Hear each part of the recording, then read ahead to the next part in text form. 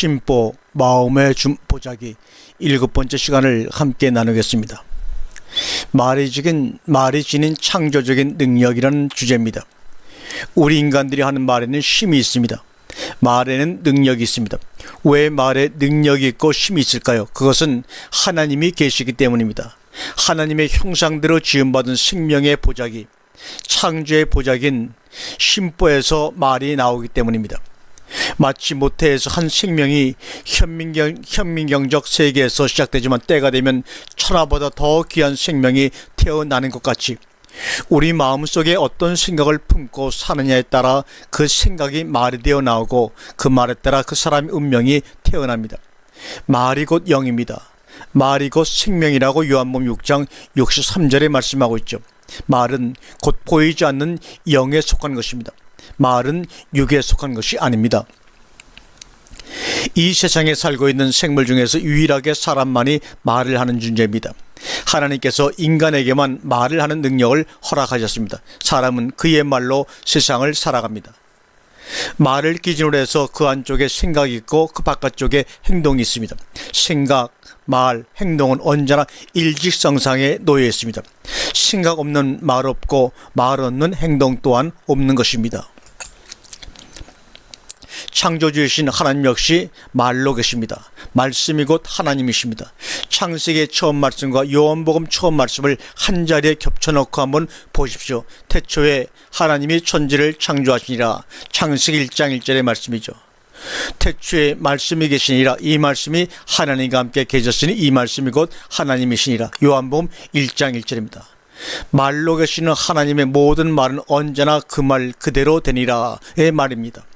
말씀에 또 다른 별칭이 있다면 그것은 곧 그대로 되니라 켄하야입니다. 켄하야. 참으로 하나님의 말씀은 그 말씀 그대로 되니라입니다. 하나님의 말씀 뒤에는 언제나 그대로 되니라가 따라다닙니다. 하나님의 형상을 닮아 창조된 우리 역시 그대로 이 말씀이 적용이 되는 것이죠. 내가 진실로 너에게 이르노니 누구든지 이 산더러 들려 바다에 던지오라 하면 그 말하는 것이 이루어질 줄 믿고 마음에 의심하지 아니하면 그대로 되니라. 그러므로 내가 너희에게 말하노니 무엇인지 기도하고 구하는 것은 받은 줄로 믿으라. 그리하면 너희에게 그대로 되니라. 마가복음 11장 23절과 24절의 말씀입니다. 우리가 믿고 구하는 것은 그대로 되리라입니다. 하나님의 말씀은 완성형이고 사람은 진행형입니다. 하나님은 우리의 입술에서 나오는 말에 이토록 엄청난 능력을 부어주셨습니다. 입술의 열매를 창조하는 나 여호와가 말하노라. 이것이 바로 이사야 57장 19절의 말씀이죠. 이 말씀 중에 창조라는 단어는 창세기 1장 1절에 바라라고 하는 단어, 창조라는 단어와 같은 말입니다. 하나님이 우리 입에서 나오는 말 속에 창조적인 능력을 넣어주셨습니다.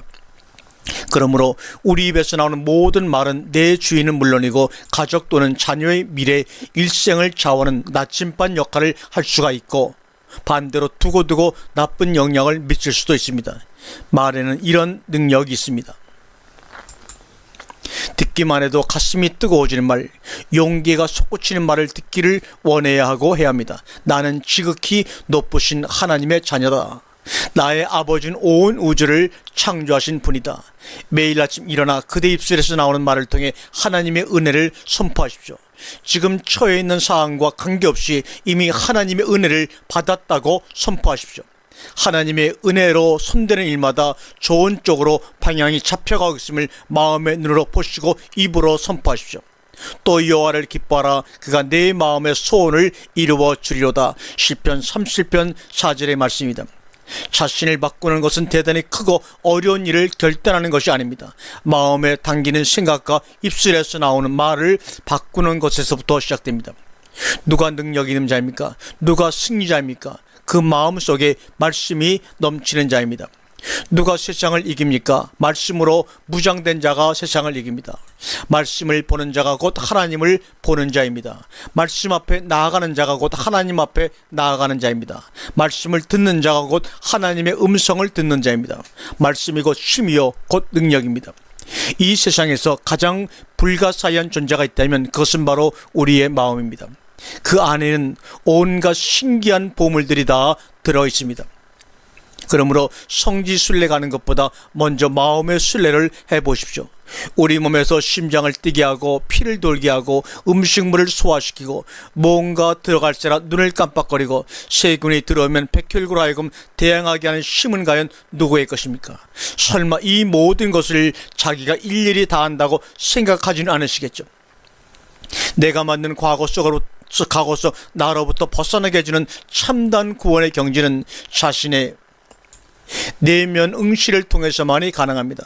능력 있는 하나님의 말씀을 마음속에 가득 채워두면 우리의 입술을 통해서 저절로 나오는 말마다 하나님의 창조의 능력을 본받은 능력 있는 말로 나타날 것입니다. 담긴 대로 나옵니다. 채워진 것이 나오는 것입니다. 들어있는 대로 나옵니다. 거듭난 자는 바로 자기 내면에 들어있는 말씀을 보는 자들입니다. 보는 자가 그 말씀을 그대로 이루며 또한 사는 자입니다. 우리는 반드시 내면으로 들어가 만나야 할 것이 있습니다. 그 만남의 존재의 가장 위대한 성취요 삶이 통들이째 뒤바뀌는 만남입니다. 우리가 걷고 있는 인생길에서 이 만남이 반드시 이루어지는 역사가 반복의 리듬을 타고 성취되기를 기도합니다.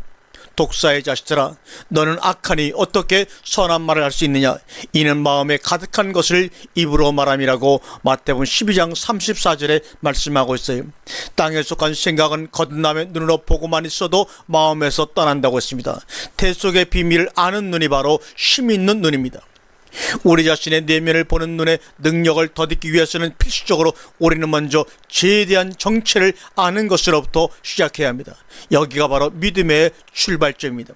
성경에서 다루고 있는 단어 가운데 가장 비중 있는 글자가 무엇입니까? 바로 죄입니다.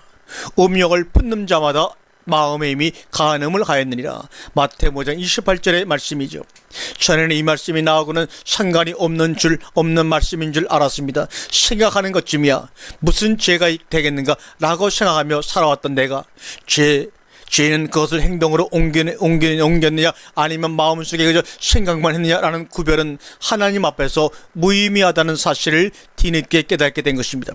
죄가 행위로 나타나야만 죄인 줄 아는 사람은 아직도 하나님이 어떤 분인지, 기독교가 어떤 종교인지 모르는 사람입니다. 작은 죄가 얼마나 무서운지 맞서 싸워 보십시오.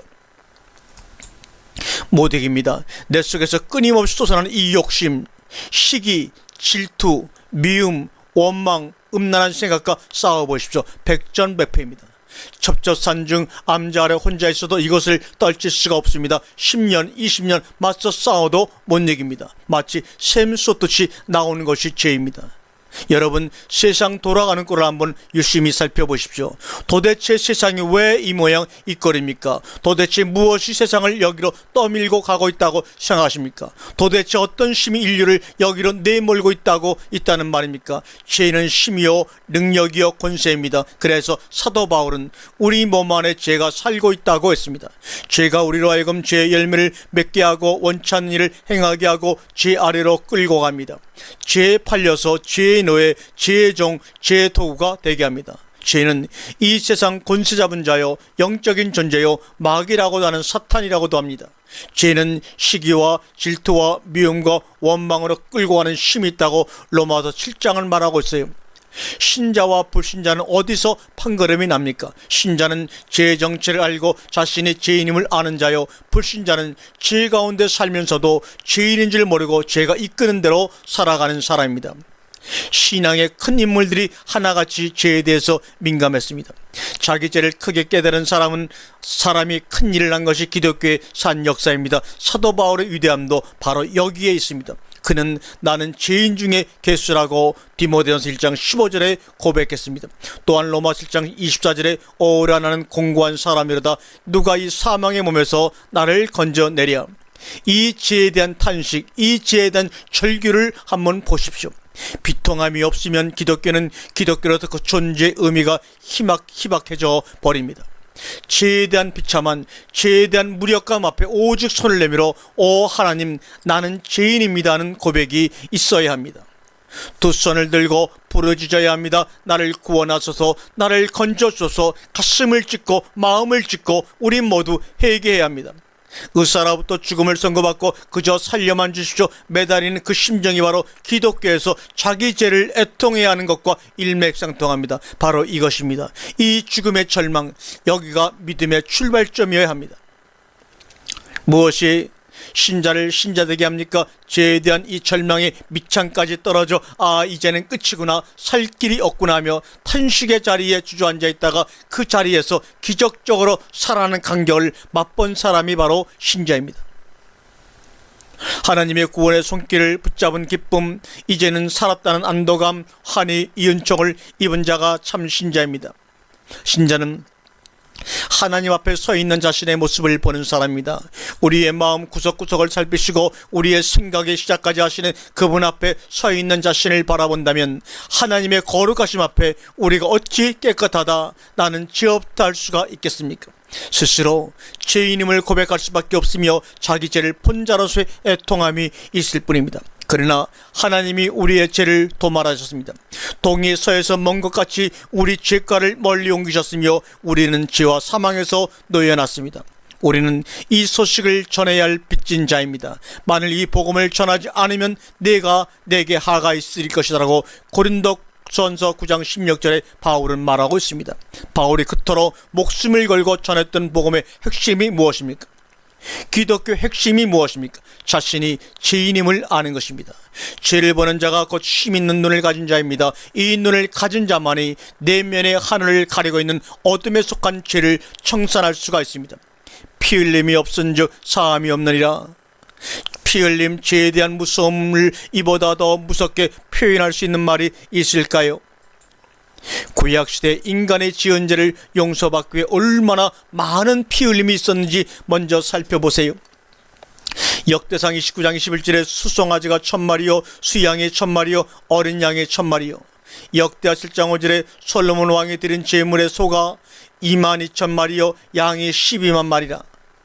회중에 가져온 번제물의 수여는 소가 70마리요 수양이 100마리요 어린 양이 200마리니 또 두 배라여 드린 소가 600마리요 양이 3,000마리라. 역대하 29장 32절의 말입니다. 구약에 등장하는 세 번에 걸쳐 드린 제물만 총 14만 8,970마리입니다. 엄청난 숫자입니다. 이 많은 짐승들이 다 모여 백성들이 지은 죄를 용서받기 위한 대속 제물입니다. 이 짐승들이 흘린 피는 청계천 도랑물처럼 흘러내렸을 것이요 예루살렘 온 성 안에 짐승들의 부르짖는 소리와 피냄새가 가득했을 것입니다. 피 흘림, 이것이 예배 의식의 중심입니다. 그래서 기독교를 향해 피의 종교라고 합니다. 성경책도 피의 책이요 피 묻은 책입니다. 이것 때문에 기독교가 얼마나 많은 오해를 받았는지 모릅니다. 피를 마시고 살을 먹는다고 해서 기독교의 출발은 엄청난 희생과 말로 다 할 수 없는 박해를 당했습니다. 그렇다면 왜 하필 피냐 이겁니다. 전능하신 하나님께서 왜 피를 흘려야만 죄를 용서하시는 이 방법을 택하셨을까요? 여기서 우리는 깊이 생각해야 합니다. 오죽하면 이 방법일까요? 인간의 지은 죄의 무서움을 이 방법이 아니고서는 깨우치게 할 다른 방법이 없었던 것입니다. 그래서 피는 인간이 범죄할 때마다 어김없이 등장합니다. 아담이 범죄할 때부터 나타납니다. 여호와 하나님이 아담과 그의 아내를 위하여 가죽옷을 지어 입히시니라고 창세기 3장 21절에 말씀하고 있지 않습니까?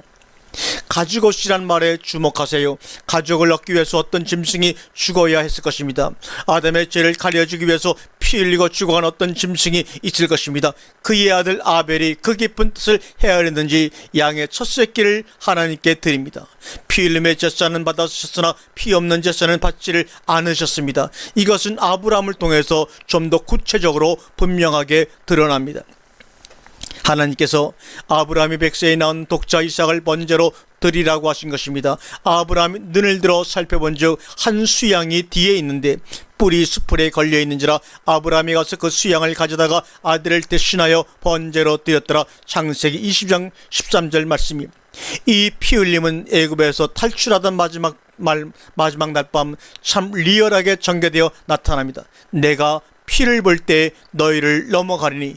출애굽기 12장 13절입니다. 또한 12장 21절에 어린 양을 택하여 6월절 양을 잡고 우틀초 묶음으로 취하여 그릇에 담은 피를 피에 적셔서 내가 피를 볼 때 너희를 넘어가려니 유월절 어린 양의 얘기입니다. 이것을 잘 기억해 두십시오. 이 두 구절을 말입니다. 이것이 십자가의 예표입니다. 그때 흘려졌던 어린 양의 피는 곧 죽음을 면하는 피였습니다. 드디어 이 피 흘림은 모세를 신의 산으로 부르시고 성막을 짓게 하십니다. 특별한 장소, 특별한 사람에게만 나타나셨던 하나님을 이제는 언제라도 만나볼 수 있는 장소가 만들어졌습니다. 그것이 바로 광야의 성막이었습니다. 그러나 그것은 피 없이는 못 들어가는 곳입니다. 천지창조는 6일이 걸렸습니다. 그러나 이 땅 위의 죄인을 용서해주게 만든 성막의 설계도를 그려주시는 데는 무려 40일이 걸립니다. 그 성막을 짓는 데 들어가는 재료를 보십시오. 금이 3톤, 은이 5톤, 구리가 5톤, 그 외 보석, 천, 가죽 등 엄청난 것들이 투입이 됩니다. 최초로 이 땅 위에 세워질 하나님의 집 성막을 짓는데 지금 시세로 환산한데도 몇 조 원 때가 될 것입니다. 가히 상상이 안 될 정도입니다. 하나님께서 우리가 깨닫기를 원하시는 교훈이 얼마나 값진 것이기에 시청과 교제값이 이렇게 비싼 것일까요? 이 성막이 곧 천국의 모형이요 하나님의 전이요 하나님을 만나 뵙는 것입니다. 하나님께서 인간을 만나 주시는 것입니다. 하나님이 어떤 분이시고 어떤 절차와 어떤 마음가짐으로 그분 앞에 나아갈 수 있는지를 바로 알 수 있는 것이 바로 성막입니다. 이토록 여러 가구로 이루어진 하나님의 전에 나아가기 위해서는 필수 조건이 하나 있습니다. 그것은 반드시 죄를 용서받아야만 하는 것입니다. 그냥 들어갈 수가 없습니다. 기도도 아니요, 정성도 아니요, 금식도 아니요, 오직 하나, 나를 대신해서 피 흘려 죽어야 할 어린 양 희생제물이 있어야 한다는 것입니다.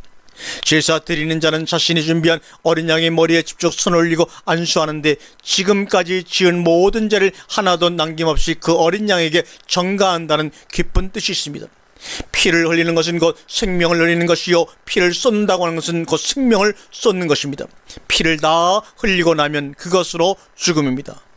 왜 하나님은 저토록 끔찍한 죽음을 우리로 하여금 지켜보게 하셨을까요? 기독교는 참으로 무서운 종교입니다. 다시는 죄에 매이지 않고 죄에서 떠나 오직 하나님만을 섬기는 자로 세우시려는 기쁜 뜻이 저 어린 양의 죽음 속에 들어있는 것입니다. 이것이 바로 기독교가 말하는 신학적으로 이신칭의의 교리의 근거요 뿌리입니다. 이것을 대속이라고 하고 이렇게 바쳐준 제물을 대속제물이라고 하고 이것을 믿는 신앙을 바로 대속신앙이라고 말씀하고 있는 것입니다. 하나님이 우리를 사랑하셔서 우리의 죄를 우리에게 묻지 않으시고 대속제물을 통해 우리의 죄를 용서해 준다는 것이 바로 성경의 핵심 내용입니다. 아멘.